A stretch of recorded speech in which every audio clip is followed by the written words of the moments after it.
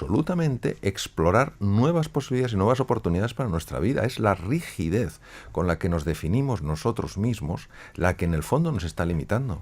Es como si de alguna manera nos hiciéramos adictos a la imagen que tenemos de nosotros mismos y pensáramos que si ella desaparece, desaparecemos nosotros. En el fondo es un problema de temer que vamos a perder nuestra personalidad. Sí, de hecho esto es así, se llama angustia óntica. Cuando una persona se ha definido con un papel, quitarte ese papel es quitarte tu sensación de valor. Esto, por ejemplo, pues lamentablemente lo estamos viendo con mucha frecuencia ahora. Una persona que se ha visto durante muchos años pues en un cargo determinado, en un puesto determinado, y por las cosas que están ocurriendo se ve sin puesto de trabajo, lo que ha perdido es un cargo, no se ha perdido a sí mismo. Esa persona sigue teniendo un extraordinario valor, sigue teniendo unos enormes recursos, una tremenda potencialidad. Ahora, si esa persona se define en base a ese papel, pensará que ya no es nadie.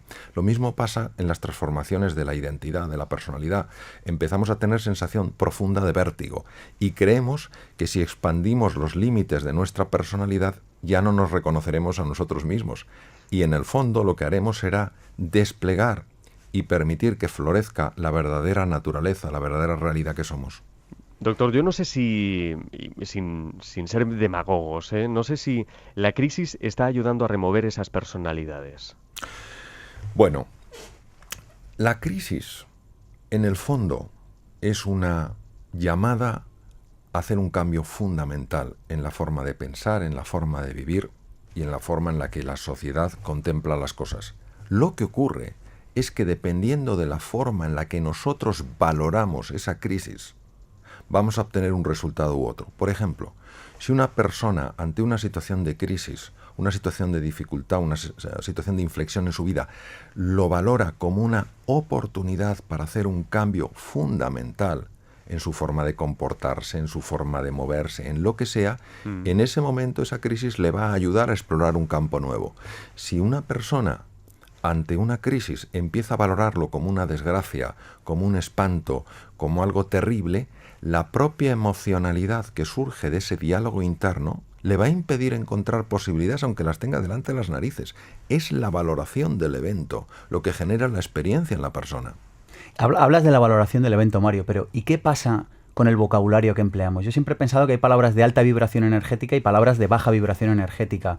¿Se puede cambiar la vida de una persona? ¿Se puede reinventar una persona ante la crisis o ante sí mismo solo por cambiar la manera de hablar?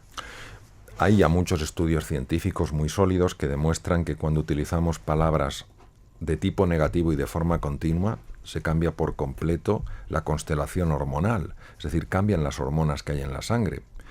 Las palabras abren cajones emocionales y cajones experienciales en las personas. Por eso la palabra es un símbolo que abre todo un mundo de sentimientos en el ser humano. Las emociones, los sentimientos moldean, modulan nuestra percepción de la realidad. Por ejemplo, si yo ante un problema que es complejo empiezo a decir, es espantoso, esto es horroroso, esto es una desgracia, no hay quien lo resuelva, sin darme cuenta, además esto se ha podido fotografiar todo el proceso con técnicas modernas de neuroimagen, empieza a cambiar el funcionamiento del cerebro. Claro. Y al final el propio problema llega a tener tal envergadura que me siento completamente incompetente e insignificante para hacerle frente. Las palabras no se las lleva el viento, las palabras crean profundas realidades. ¿Cuál es la diferencia entre emoción y estado de ánimo? La diferencia es fundamentalmente cronológica. Nosotros tenemos emociones y vivimos en estados de ánimo. Por ejemplo, si yo por la mañana tengo un disgusto, sí, pues eso me genera una emoción que puede ser de frustración, de desencanto, de desesperanza, de lo que sea. Cuando eso se estanca, se enquista en el tiempo y esa emoción está permanentemente presente en mi vida, eso es un estado de ánimo. Por eso las personas tenemos emociones y vivimos en estados de ánimo. Hay una frase, Mario, que me ha encantado de tu libro, dice así, dice, usted no tiene que convertirse en nadie diferente a quien ya es, porque en su esencia usted ya es perfecto y completo. Estamos tan desempoderados que se nos ha olvidado que todos llevamos un pequeño Dios, que todos somos unas creaciones maravillosas. Bueno, cuando a veces oigo todas las críticas que se hacen al miedo, como si el problema del ser humano fuera el miedo, la verdad es que me quedo sorprendido. Si el ser humano no tuviera los circuitos y los núcleos del miedo, no podría sobrevivir. El problema del ser humano no es el miedo, el problema del ser humano es la ignorancia de su verdadera naturaleza. Claro, cuando tú no eres consciente de tus recursos y de tus posibilidades, te asustas ante el más pequeño de los desafíos. Claro que somos ignorantes de nuestra verdadera naturaleza. En un momento determinado de nuestra vida, cuando éramos chiquititos, hicimos una definición, una descripción de nosotros mismos, nos la creímos y ahora vivimos de acuerdo a esa descripción y no de acuerdo a nuestra naturaleza. Nuestra naturaleza, en su conjunto y en su esencia, es perfecta. La palabra perfecta quiere decir completa. Es decir, no somos mecanismos de relojería averiados que nos tienen que arreglar porque no damos la talla. Somos seres excepcionales porque cuando uno es capaz de encontrar y conectar con esa excepcionalidad en su interior, también la puede haber en los demás. Es decir, no es una excepcionalidad, yo soy más que tú, somos extraordinarios, pues vamos a vivir de acuerdo a quiénes somos. Y no solo importante la mente, de la que estamos hablando mucho, también lo es nuestra parte física. ¿De qué manera alguien que quiera cambiar su vida, su estado de ánimo, le puede ayudar a lograr su propósito hacer deporte? Pues de una manera muy sorprendente y muy potente. Tengamos en cuenta que los estudios que se han hecho en cadáver para calcular el número, la longitud de nervios que conecta lo que es el neuroeje, cerebro, cerebelo, médula espinal, en fin, todo el conjunto del neuroeje con el cuerpo, da una cifra tremenda, 45.000 kilómetros de nervios. Entonces son nervios que mandan información del neuroeje, del sistema nervioso central al cuerpo y que reciben información del cuerpo.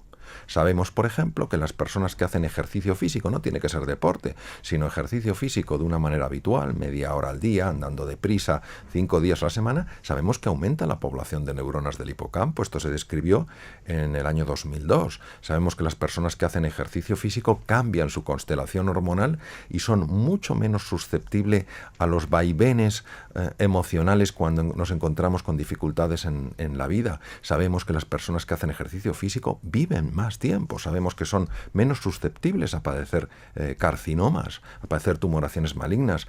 Necesitamos retomar este papel trascendental que juega el cuerpo en todo lo que es la vida completa de un ser humano. Otra de las claves, Mario, que mencionas en reinventarse es la aceptación. Aceptar lo que sucede como punto de partida para reinventar una vida, para crear realidades nuevas. Yo te pregunto, ¿cuál es la diferencia entre aceptar lo que sucede y estar resignado? A mí me llevó 2 años entender esta palabra. 2 años, porque no es una palabra que en principio resulte lógica. La aceptación solo significa reconciliarse con la realidad. Es decir, asumir una realidad sencillamente porque es, aunque no me guste. La aceptación deja de resistirse a lo que es, deja de luchar con la realidad. Es decir, si a mí me diagnostican un tumor maligno, la aceptación no quiere decir que me guste, la aceptación no quiere decir que esté de acuerdo, la aceptación es que asuma que esa es la realidad y con esa realidad ahora tengo que jugar. ¿Qué ocurre cuando yo acepto? Que me aflojo muchísimo, que esa tensión de la rebeldía contra la realidad produce cambios muy negativos en el funcionamiento del cuerpo y del cerebro. La resignación es una actitud pasivo-agresiva. Es decir, no es que yo me ponga a dar gritos, no es que yo empiece a dar voces, pero hay una resistencia, hay un rechazo oculto a esa realidad. Sabemos que la actitud pasivo-agresiva, mantenida en el tiempo cuando es un estado de ánimo, produce una elevación de una hormona que se llama cortisol y que es muy negativa en el funcionamiento, por ejemplo, del sistema de defensa, del sistema inmunitario, en el metabolismo óseo, en el funcionamiento del tubo digestivo. Es decir, la aceptación me permite tomar acciones una vez que he asumido que esa es mi nueva realidad.